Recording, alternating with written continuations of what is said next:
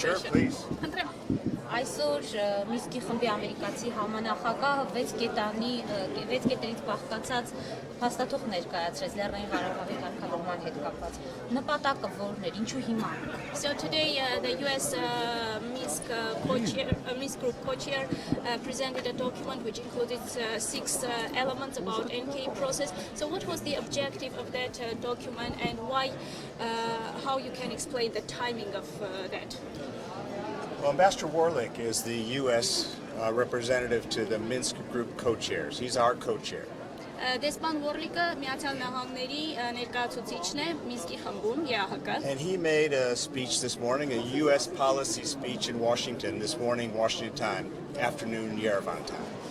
Եվ այսօր նա ելույթ ունեցավ ամերիկյան քաղաքականության վերաբերյալ ելույթ Վաշինգտոնում առավոտյան Երևանի ժամանակով կեսօրից հետո էր.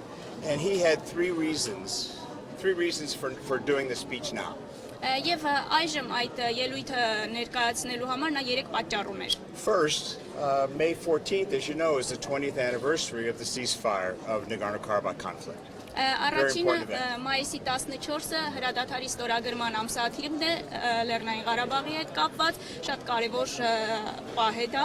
So we felt it was time to make a policy statement on the way forward on Nagorno-Karabakh to commemorate the 20th anniversary of the ceasefire. Եվ հրադադարի 20-ամյակին ընթառաջ նա գտավ, որ արժի հայտարարություն անել, քաղաքականությունը ներկայացնող պարզաբանող հայտարարություն. The second reason to do the speech now was because he feels that there's been a lull, a lack of progress the last 6 months that's concerning us. Ելույթը այժմ ներկայացնելը նաև պայմանավորված է նրանով, որ վերջին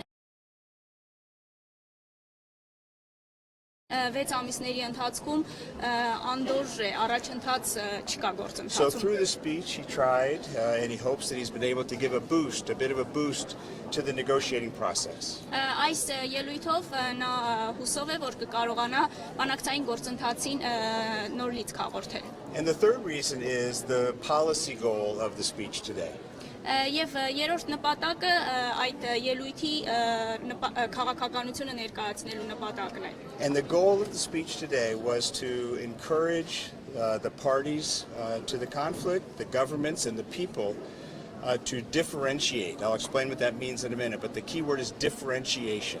Եվ երրորդ նպատակ այդ քաղաքականության հետ կապված նպատակը այն է, որ հակամարտության կողմերը, երկրները, ժողովուրդները կարողանան տարբերակել. Այստեղ ուզում եմ ուշադրություն դարձնել տարբերակում բառին. Ես հիմա կբացատրեմ ինչ նկատի ունեմ. And when I say differentiate, I mean differentiate between the status of Nagorno-Karabakh proper.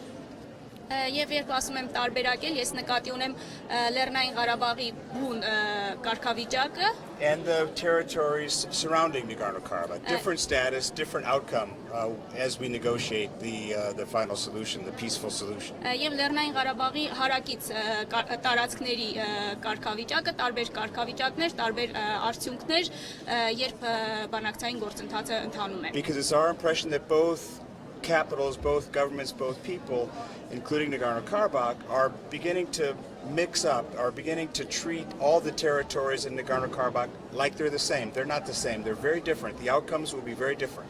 Որովհետև մեզ մոտ տպավորություն է, որ երկու մայրաքաղաքներում, ժողովուրդների շրջանում, Լեռնային Ղարաբաղում բոլորը այդ տարածքները դիտարկում են որպես ընդհանուր Լեռնային Ղարաբաղ, սակայն այդ տարածքները տարբեր են եւ դրանից կապված բնականաբար արդյունքները պետք է տարբեր լինեն. So that was the main purpose.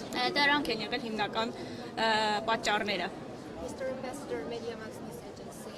James Warlick also mentioned that there will be a meeting between the leaders of Armenia and Azerbaijan soon. Do you have any information on that? Any thoughts? The last time the two presidents had a substantive meeting, President Sargsyan and President Aliyev, was in November in Vienna.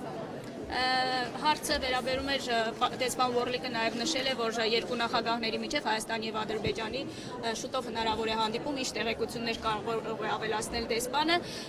Վերջին հանդիպումը երկու նախագահների միջև բովանդակային հանդիպումը տեղի ունեցել անցած տարի նոյեմբերին Վիեննայում. And that meeting was a pretty good one. Both presidents reported that it was pretty positive, that the atmosphere was pretty good. Եվ այդ հանդիպումը լավ էր անցել, երկու նախագահներն են հանդիպումից հետո ասացին, որ գոհ են And հանդիպումից։ since then, the foreign ministers, Mr. Nabandyan and Mr. Mamajarov, have met a number of times to try to get things back on track. Դրանից հետո արտգործնախարարները բազմիցս հանդիպել են արտգործնախարար Մամիդյարովը, Նալբանդյանը, որպեսզի զարգացումները իրենց ուղունով գնան։ But it will be necessary for the presidents to take the lead on this, and we do hope very much that very soon they can have another substantive meeting like they had in Vienna, but there's no specific date yet that I know of. Սակայն առաջնորդողը պետք է լինեն նախագահները եւ մենք ակնկալում ենք, որ շատ շուտով երկու նախագահները կրկին բովանդակալի հանդիպում կունենան, սակայն կոնկրետ ժամկետներ դեռևս չեն նախանշվում։ Եվս մեկ հարց եմ ուզում տալ։ Թեմայի մեջ թե թեմայի Չէ, թեմայից դուրս այսօրվա ելույթի հետ կապված։ Another question, if I may. Այ հնարավոր է, որ այս հայտարարությունը պայմանավորված էր Ռուսաստանի Լեռնային Ղարաբաղի հարցը Ադրբեջանի հետ միայնակ լուծելու խնդրով։ Ի նկատի ունեմ, հնարավոր է այս հայտարարությամբ Ամերիկան ցույց տվեց, որ չի թույլ տա Ռուսաստանին Ղարաբաղի հարցը միայնակ լուծել։ So this speech maybe because Russia and Azerbaijan were just trying to go ahead on this process, working together, isn't the timing of this speech to show that the U.S. Is also part of the process and won't let the process to go ahead in a different format? Well, all the parties have encouraged us to be very active and to be one of the leaders of the process. All the parties have urged us to do that. Բոլոր կողմերը մեզ հորդորել են, որ մենք ակտիվ լինենք գործընթացում, ակտիվ մասնակցություն So ունենանք։ we're committed, and Mr. Ambassador Warlick said in the speech, we're committed to continue to work through the Minsk co-chair process as the primary negotiating forum for this. Եվ մենք հավատարիմ ենք մնում այն հանձնարարությանը, որ աշխատելու ենք Մինսկի խմբի շրջանակում, որպես այս խնդրի կարգավորման առաջնային հիմնական ձևաչափ։ About Steve Jobs. Որքան է ինքը կարևորում Steve Jobs-ի թարգմանությունը հայերենով եւ ինչ է կարծում, ինչ կարող է տալ սա պատանիներին։ So what's the importance of translating the biography of Steve Jobs into Armenian, and what can Armenian youth get from that? Well, the book it's a tremendous book, and it's been translated, I think, into 43 or 44 languages all over the world. Գիրքը հոյակապ գիրք է, եթե չեմ սխալվում, 43-44 լեզուներով թարգմանված է։ And we believe that the lessons from the book about innovation and creativity and following your heart in terms of your career are all important lessons for young people and people all over the world.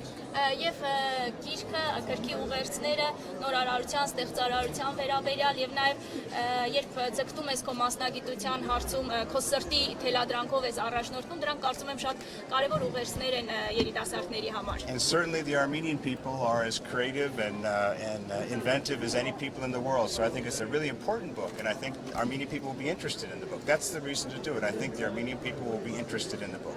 Եվ Հայաստանում ստեղծագործ նորամուծությունների ձգտող մարդիկ են, ինչպես եւ աշխարհի այլ երկրներում, եւ կարծում եմ հայաստանյան ընթերցողին այս գիրքը շատ հետաքրքիր կլինի։ A couple more questions real quick. I think we're going to start the program in a minute. Couple more questions. Միացյալ Նահանգներում գիրքը դարձավ բեսթսելեր ու արավ հենց Այզեքսոնի հեղինակածը միանգամից խաղնայցպես նույնիսկ թերթեր էին դրա համար գնում։ Մեզ մոտ է տեմպի հետ կապված վաճառքների ինչ է կարծում բանդը։ In the US, this book immediately became a bestseller, and it was just disappearing from the bookstores. So, what are your expectations from what will happen in Armenia? Well, I have my copy, and I'm not going to give it away. Ես իմ օրինակն ունեմ, ոչ մեկին չեմ տա։ I'm going to study it in my Armenian class every morning. It'll take me pretty long to read it, though, I'm afraid. Հայերենի դասերին ես այժմ այս գրքով եմ աշխատելու, չնայած երևի շատ երկար ժամանակ կպահանջի մինչև ամբողջն The ընթերցեմ։ publisher's here, and I think we've printed 1,000 or so copies to start. We'll see how it sells. The publisher will track that more carefully. We're just happy to be part of it. The Antares Press published it, and we're happy to work with them. Հրատարակիչներն այստեղ են, սկսել ենք 1000 օրինակ տպաքանակով, հետագա ընթացքը ցույց կտա, թե ինչպիսին կլինի պահանջարկը, հրատարակիչները իրենք կկողմնորոշվեն, Անտարես կենտրոնն է իրականացրել հրատարակությունը։ Last question. Եվրամիություն Հայաստան հարաբերությունները ինչ հեռանկար է կանխատեսում զարգացման։ What are the prospects for Armenian-EU relations?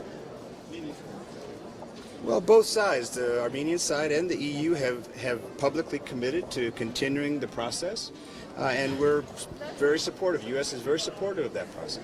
Երկու կողմերը եւ Հայաստանը եւ Եվրամիությունը հրապարակավ հայտնել են իրենց մտադրությունների մասին գործընթացը շարունակել եւ Միացյալ Նահանգները աջակցում է այս գործընթացին։ There's some areas that they won't be able to pursue because of the customs union, but there are many areas where they can pursue progress, and they're both committed to pursuing progress.